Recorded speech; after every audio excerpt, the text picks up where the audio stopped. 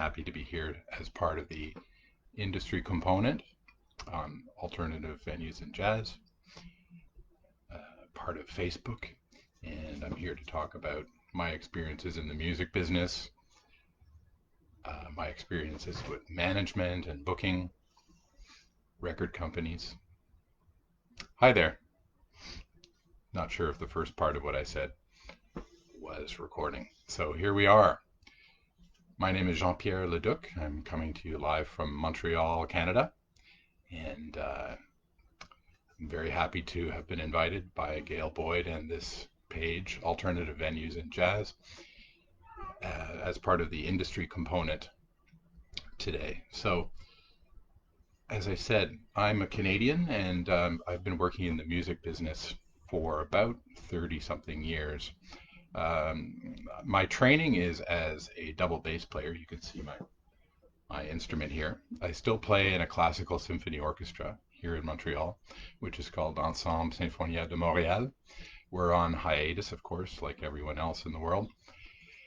But my original plan was to be a professional double bass player. I had some problems after I completed the advanced studies in music program at the Banff School of Fine Arts, which was my last higher education component, completed in the late 80s, well, mid 80s. So I had some back problems and I had to kind of reinvent myself. And I thought, what should I do? So I wanted to move back to Montreal and get to know my father properly, the French part of my family. And at the same time, I didn't want to see all my friends getting work when I was going through the back problems. So I found my way in, after having worked with all these fantastic musicians in Banff from all over the world, like really amazing people like Paul Tortelier, Rivka Golani. This is mostly the classical world, although I had a private lesson with Dave Holland and things like that. It was a wonderful experience.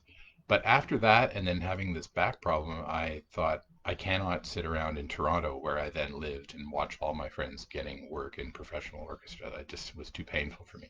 So I moved to Montreal, and long story short, I found myself in the beginnings of the music business. And for me then, that was in retail. So while at one moment I was working with these great classical teachers and musicians from all over the world, the next minute I was unpacking boxes of their CDs, which was then a new music format. So it was kind of humiliating. Then I chanced into a meeting with Jane McGarrigle, who is a dear friend. That's the older sister of Kate and Anna McGarrigle, the iconic folk legends. And Jane's the aunt of Rufus Wainwright. So I've known Rufus since he was about 13 or 14. Anyway, I met when I was working at retail, music retail in Montreal. I met Jane. She helped me get a job at Polygram, which is what it was called before its name now, which is Universal Vivendi or something. And so I worked at Polygram for about a year and a half. It wasn't the greatest match for me, the corporate world, but it was my foot into the business, and I did learn a lot of the nuts and bolts of visiting retail and trying to do various promotional things for the companies at that time, and they still do. Polygram had amongst its catalogs Deutsche Grammophon, Philips, London, but also MRC, Verve, these JMT, the ECM, these amazing labels. At that time, it was really like a sleeping giant, the whole Polygram juggernaut, which was then owned by Philips, the electronics company. So my first experience, besides loving jazz from an early age, because my father was a huge, whoops, the cat just saw a bird. My father was a huge jazz fan, particularly of Sarah Vaughan and Dexter Gordon and Thelonious Monk. So I was always exposed to it as a kid whenever I visited my dad. What was I going to say? Yeah, so Polygram had this amazing jazz catalog, but it was really unexploited. I remember then when I started working for Just in Time after a year and a half. It was a much better match for me because it was an independent record label and I had a say in what goes on. I was like the number two there next to the owner, Jim West. I was doing A&R. I was able to sign artists, lots of travel involved. And so it was really good. I thought, okay, on the one hand, I'm not working as a classical double bass player, but I am traveling much more than any orchestra player would be because you don't go on tour every day or every week or even every month.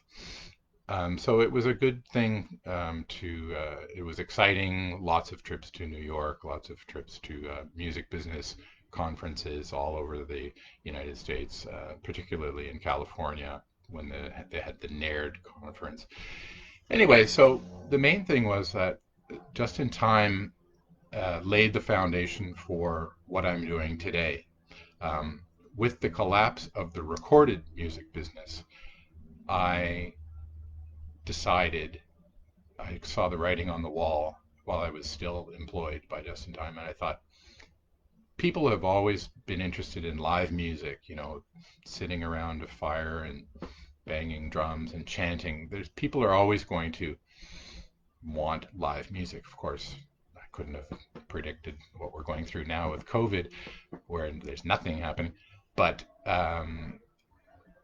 in terms of the collapse of the recorded music business as we then knew it, it was a good idea because, and I'm just making a joke about COVID. It's not a laughing matter, but you know what I mean? It's, that we will continue this where we left off. It will be a bit different, but I made this move into management and booking because it's a service that can be provided to artists, and it's exciting from my point of view too, to discover and to nurture and to improve the situation for artists that I believe in. And so that's when I left Just in Time. There was a bit of an overlap. I was still working for them as a consultant. I was very surprised to discover that one of the artists that we had signed at Just in Time, Billy Bang, the violinist, the late great Billy Bang. I've discovered from my friend Kip Hanrahan that Billy, we had already done 4 records with Billy when I discovered through Kip Hanrahan that Billy Bang was in fact a Vietnam vet.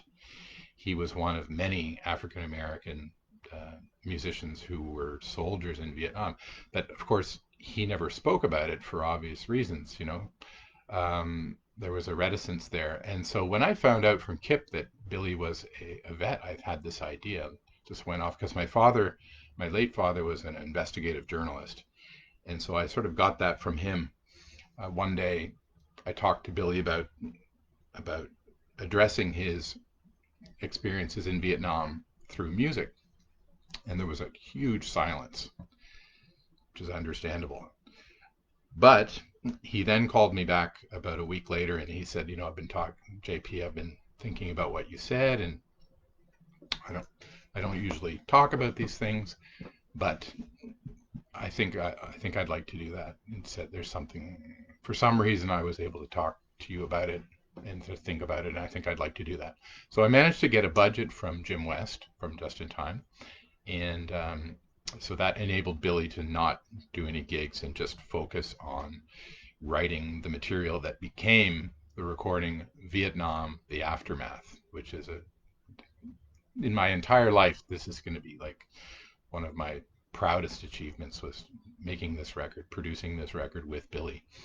There was a follow-up which was called Vietnam Reflections, and we had wanted to do a third one as well, but unfortunately Billy passed away. When I started my music management and booking company, which is called Lunched, don't ask me why, it's something to do with Cole Porter, Ms. Otis regrets she's unable to lunch today. Kind of like that, but it's also as a social thing, lunch, I don't know. Who knows, There's a record store called Electric Fetus, which made a lot of sense to the owners of that store in 1969. Maybe not so much today.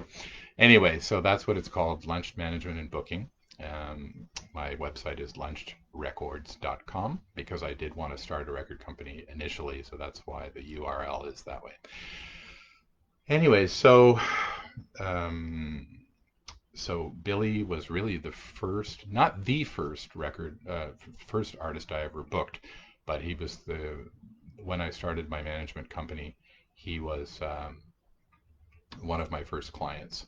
The very first concert I booked was a group called Polytown, which features the guitarist David Torn, who records for ECM and various other labels, Terry Bozzio, the drummer, and the late great bass player Mick Karn from Japan, the group Japan from the UK.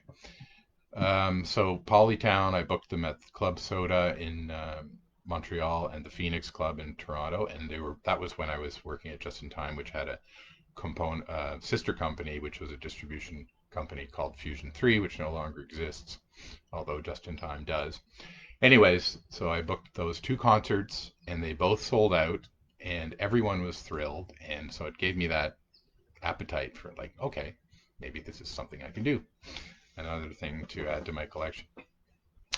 So getting back to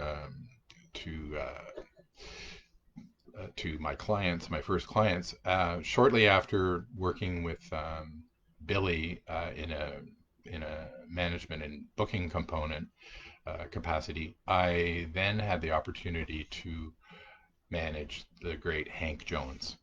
Now, Hank was working with somebody who shall remain nameless, and everybody here knows him, I'm sure.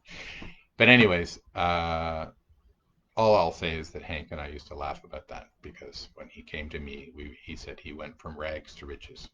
Okay, enough said.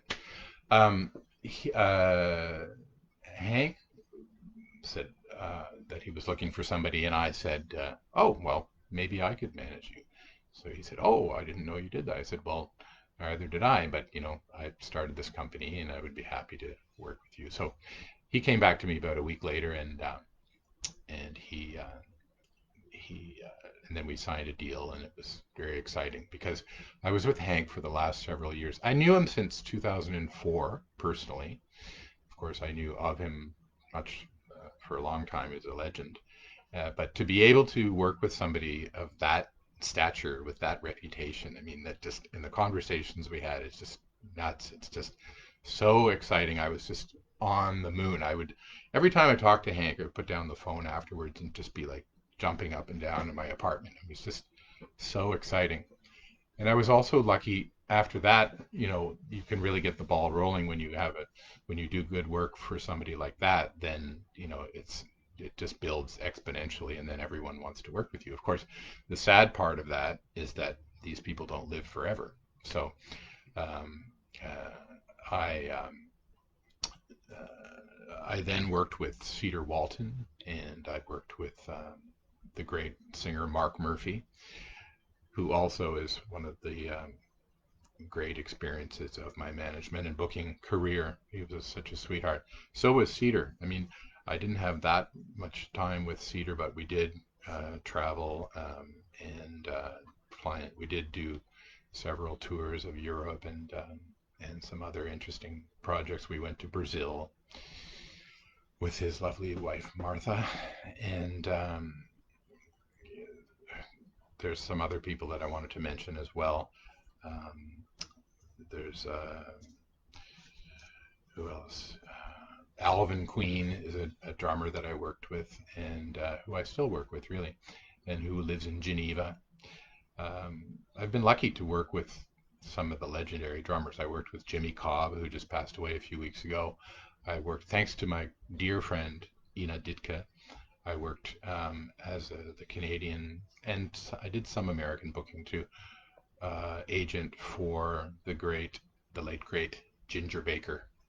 So there's been some interesting drummers there. Ginger, Jimmy Cobb, Alvin Queen. It's pretty amazing. And also, I work also with a French agency in Paris. My dear friend Valerie Malot runs, called 3D Family. So I'm one of their agents as well, in addition to having my own company. So through Valerie, I'm also booking another fantastic group which features one of the world's greatest living drummers, which is Nasheet Waits, the son of the great Freddie Waits, who was part of Boom with Ginger Baker. So you see how it all ties together. So Nasheet has a collective. It's a trio with Benny Maupin, who is based out in LA, and the third member is Eric Rivas, the bass player, and Eric is also based in LA. So I had just started working with these people when this whole COVID thing happened, and so I'm just starting to make calls about these people again and trying to lay the foundation for gigs in 2021. I also, just before the pandemic, I started working with the wonderful Carmen Lundy, who is a great singer and one of two singers who I represent, the other being the lovely and talented Nancy Kelly, who's based in upstate New York. Um, so Carmen, I signed just in time in the 90s, and we did 3 records together, and I consider her one of the greats, and she came to me, and so we are going to pick up where we left off when all this is starting to resume. And yeah, so I'm also working with the wonderful pianist from Israel who divides his time between Israel and New York, and that is Guy Mintis. Guy is a composer and pianist. I also work with the wonderful clarinetist Oran Etkin, and with the pianist Andy Milne, and with the bassist Brandy Disterheft, who's a fellow Canadian. And I'm working with a fantastic group from Switzerland called Sonar. And Sonar do records with David Torn, who I mentioned previously as one of the members of the group the first group I ever booked, which was called Polytown. Anyway, this group Sonar, based in Switzerland, they're a quartet. 2 of the members are guitarists, and then there's bass and drums.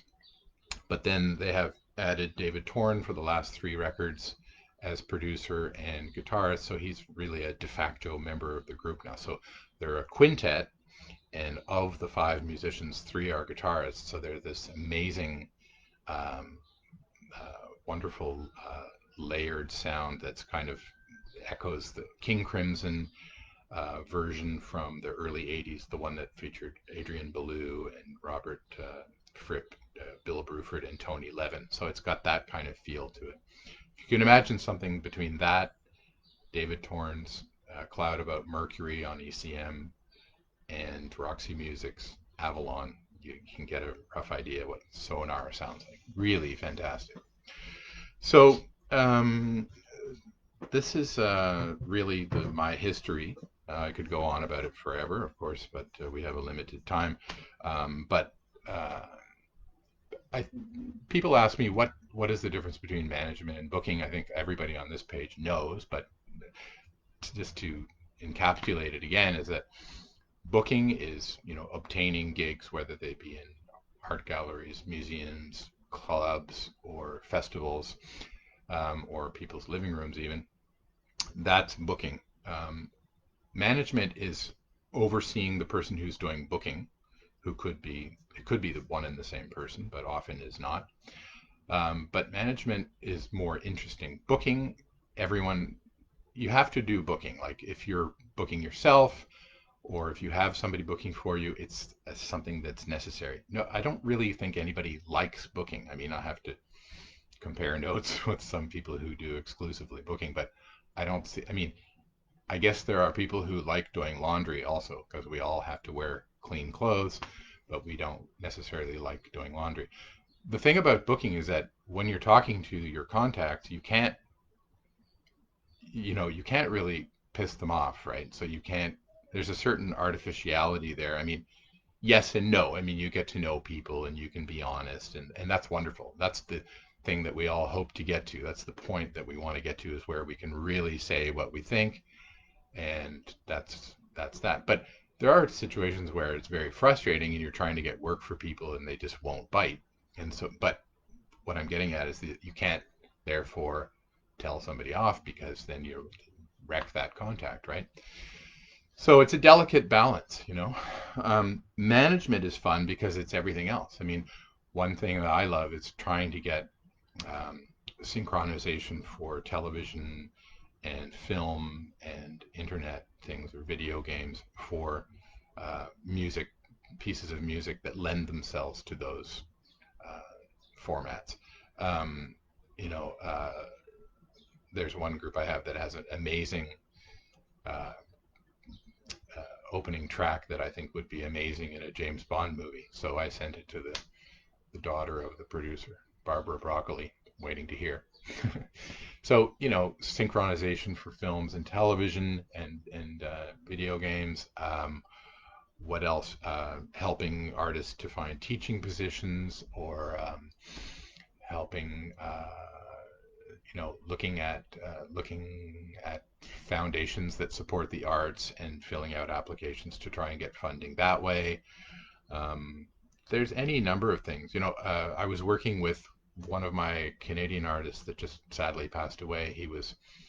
Uh, his name was Ray Downs with a W-R-A-Y, Downs, D-O-W-N-E-S.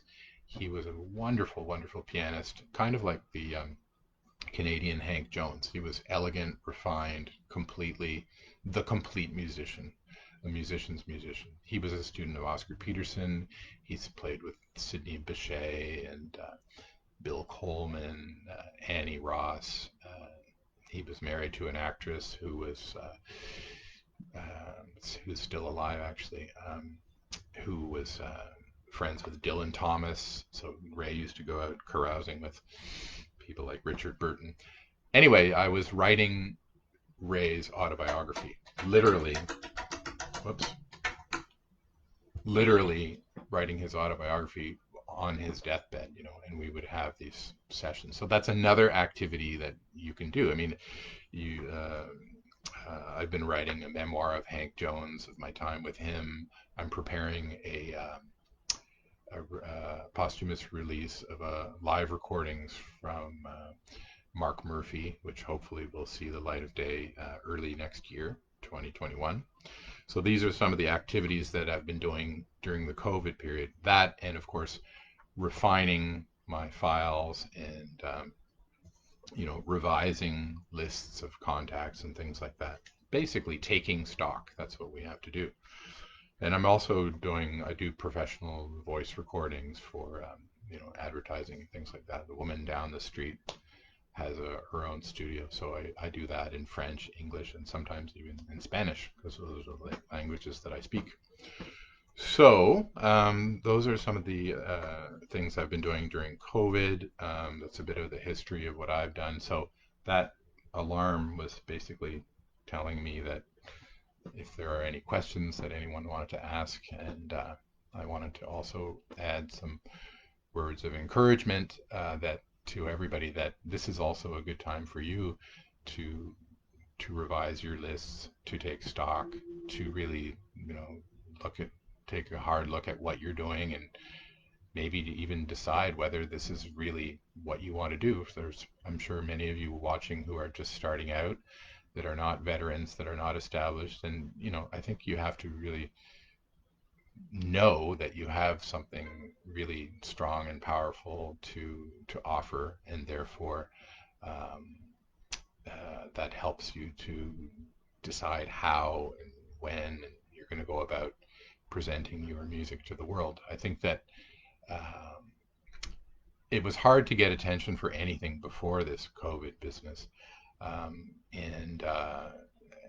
that we had already been dealing with the collapse of the recorded music business, and then all of a sudden the live thing is pulled like a rug from under us, and so then we have nothing, right? It's easy to feel we have nothing, but we do have a lot. We still have, you know, people can still teach, and people can still practice, and in starting to get together even in person at a distance, and so this too shall pass. And so I think it's important to just take care of yourself, make sure you get enough sleep, keep a journal, Write down any ideas you have immediately so you don't forget them, because quite often when we have these moments of inspiration, that's really the essence of our true selves. And if you just wander off into another room and don't write it down, then you'll think, oh, what was that thought I had earlier that really made me happy? But then it's gone, right? It's like songwriting. These things come to you like magically. And so ideas are the same thing. I think you should write them down and keep a journal. I think it really helps us to keep our heads together. So I'll maybe look at the thing here and see if any what people are saying. Maybe there's some questions for our last. We have about 7 minutes. Somebody wants to see the cat. The problem with the cat is that he doesn't really answer to. He's not around, but if he comes, okay, if he comes back, yeah. Billy Bang, yes, wonderful. I'm glad people know about Billy. Yeah, and it's funny, Gail. I thought the same thing with Spike Lee. I thought, if you're doing a music soundtrack, I mean, I first of all, I didn't know he was doing a movie about this. If I had known, if I had been plugged into that information, I would have suggested it, and I'm sure he would have chosen it. But I also think at the same time, how could he not know about it? Living in New York, where Billy lived for decades, just Google like jazz, Vietnam, African American. I mean, everybody's on these records. That was the idea, is we would get other vets to be on the record as well. So we have Henry Threadgill, and we had Henry Threadgill was a medic in Vietnam, so he's a guest on it. And we had the wonderful Butch Morris. I tried to get to play cornet on it, but he was just not interested in playing. But he did conduct one of the pieces on it. So anyway, look up that record, anyone who doesn't know it. But I was sad about that, about the Spike thing, because it would have been really good to have that on there. But anyways, nice to see everyone here. Yeah, Michelle. I am talking to some people, responding to Gail's question about Europe for the fall. Yes, I'm talking to people about the fall, but the problem is that people are now at least willing to talk, whereas before they were not even interested in doing that. But as far as like concluding a discussion which would result in a gig, no. So I'm talking, yes, not just Europe but also South America. But this can change from 1 week to the next, because where things were okay in Brazil seemingly a few weeks ago, now they're disastrous. So Brazil is one of the countries that I deal with regularly, and so is Colombia. So yeah, looking at some of these other things. So I'd like to know what other my fellow managers are finding about Europe. Maybe you could just chime in there. Michelle, nice to see you. I wonder how Matthew is dealing with all this. Matthew Whitaker, who I worked with for a time. He's a real sweetheart. I spoke to Ina, and she said that same thing, that people are, planning things for the fall, but people don't necessarily think they're going to happen. Yeah. That's right about Billy and going into a tunnel. There's a song actually called Tunnel. Is it called Tunnel Rat? In brackets, flashlight and a 45. Yeah. But Billy was what they call a grunt. He would be the one who would run into a tunnel with a flashlight and a 45 and go through the other side and see what was happening, and then run back through the tunnel the other way and tell his superiors what was going on. So he saw some horrible things. But anyway, if I start to talk about that, I'm going to start crying on camera, because I miss that guy so much. He was just an amazing person. Anyways, Lauren, nice to see you. Always nice to see you. I enjoyed your talk a few weeks ago. Yeah, Terrence Blanchard did the music for it. He's always the person. But it would have been nice to have, just one track, like Moments for the Kia Mia would have been amazing, which stands for Killed in Action and Missing in Action. So that's what he called it, Kia Mia. Um, so I guess we're just 2 minutes away from the end. And it's been nice to be here. Thank you so much, Gail, for having me. This is my bass, 1921 Hawks. One of my prized possessions. I've had it since I was 18. So that's been another thing that I do. I just play and improvise at home, just in between, leave the computer and play a little bit. It's good for the soul. And hopefully we'll be going back to rehearsals soon with the orchestra.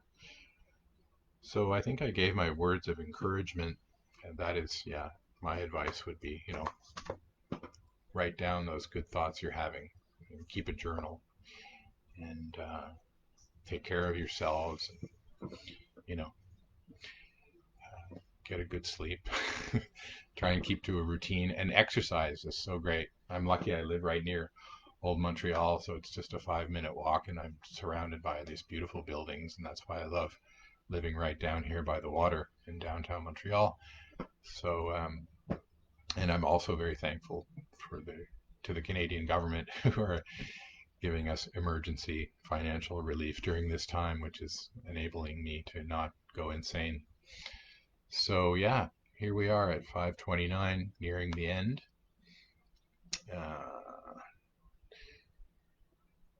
Oh, nice. Thank you, May. That's nice. Give Matthew my best. He's a real sweetheart. I really enjoyed seeing him here in Montreal and also in Germany last year.